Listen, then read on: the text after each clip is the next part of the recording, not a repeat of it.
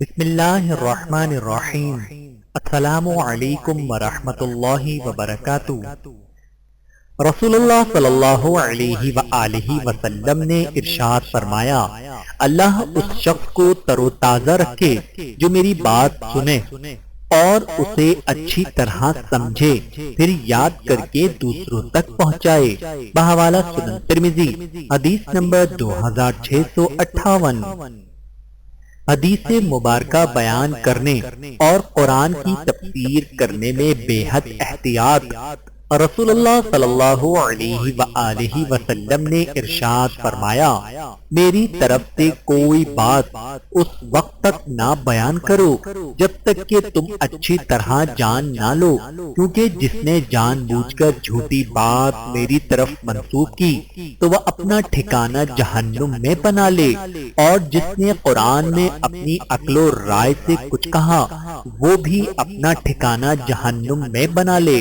بحوالہ ترمذی شریف، حدیث نمبر 2951۔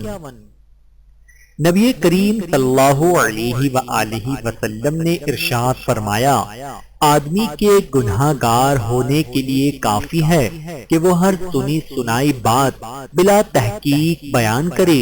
بحوالہ سنن ابی داؤد، حدیث نمبر 4992۔ رسول اللہ صلی اللہ علیہ وآلہ وسلم نے ارشاد فرمایا، ایمان کا مزہ چکھا اس نے جو راضی ہو گیا اللہ کی حکمرانی پر اور اسلام کے دین ہونے پر اور محمد صلی اللہ علیہ وآلہ وسلم کی پیغمبری پر۔ بحوالہ صحیح مسلم، حدیث نمبر 151۔ رضیت باللہ ربا وبالاسلام دینا وبمحمد نبیا، میں اللہ کے رب ہونے، اسلام کے دین ہونے اور محمد صلی اللہ علیہ وآلہ وسلم کے نبی ہونے سے راضی ہوں۔ رسول اللہ صلی اللہ علیہ وآلہ وسلم نے ارشاد فرمایا، ایک مسلمان دوسرے مسلمان کا بھائی ہے، بس اس پر ظلم نہ کرے اور نہ ظلم ہونے دے۔ بحوالہ صحیح بخاری، حدیث نمبر 2442۔ رسول اللہ صلی اللہ علیہ وآلہ وسلم نے ارشاد فرمایا، جو شخص اپنے بھائی کی ضرورت پوری کرے اللہ تعالیٰ اس کی ضرورت پوری کرے گا۔ بحوالہ صحیح بخاری، حدیث نمبر 2442۔ رسول اللہ صلی اللہ علیہ وآلہ وسلم نے ارشاد فرمایا، جو شخص کسی مسلمان کی ایک مصیبت کو دور کرے اللہ تعالیٰ اس کی قیامت کی مصیبتوں میں سے ایک بڑی مصیبت کو دور فرمائے گا۔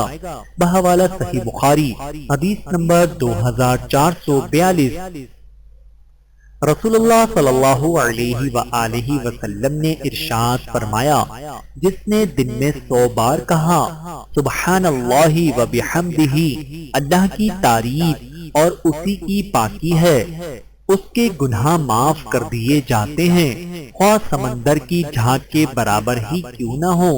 بحوالہ صحیح بخاری، حدیث نمبر 6405۔ علم چھپانے پر وارد سخت وعید۔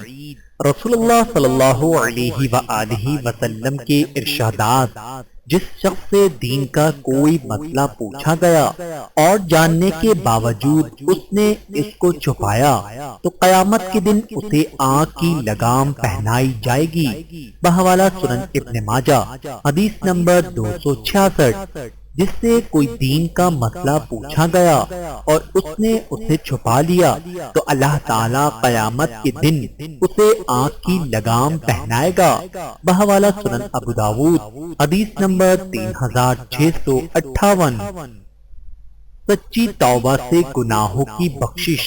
رسول اللہ صلی اللہ علیہ وآلہ وسلم نے ارشاد فرمایا، جو شخص یہ دعا پڑھے استغفر اللہ الذی لا الہ الا هو الحی القیوم واتوب الیہ، میں اللہ تعالیٰ سے بخشش طلب کرتا ہوں جس کے سوا کوئی معبود برحق نہیں، وہ زندہ ہے، قائم رکھنے والا ہے، اور میں اسی سے توبہ کرتا ہوں، اس کی مغفرت کر دی جاتی ہے اگرچہ وہ میدان جہاد سے ہی فرار کیوں نہ ہوا ہو۔ بحوالہ سنن ابی داؤد حدیث نمبر 1517۔ ہاتھ اٹھا کر دعا مانگنا۔ رسول اللہ صلی اللہ علیہ وآلہ وسلم نے ارشاد فرمایا، تمہارا رب بہت باحیا اور کریم ہے، جب اس کا بندہ اس کے سامنے اپنے دونوں ہاتھ اٹھاتا ہے تو انہیں خالی لوٹاتے ہوئے اسے اپنے بندے سے شرم آتی ہے۔ بحوالہ سنن ابو داؤد حدیث نمبر 1488۔ برائی چھوڑنے کا بہتر بدلہ۔ رسول اللہ صلی اللہ علیہ وآلہ وسلم نے ارشاد فرمایا، یقین مانو کہ اللہ تعالیٰ کے ڈر سے تو جو کوئی عمل ترک کرے گا، اللہ تعالیٰ تجھے اس سے بہتر چیز عطا فرمائے گا۔ بحوالہ مسند احمد۔ اللہ تعالیٰ سے دعا ہے کہ اللہ تعالیٰ ہم سب کو سمجھنے کی اور عمل کرنے کی توفیق عطا فرمائے۔ آمین ثم آمین۔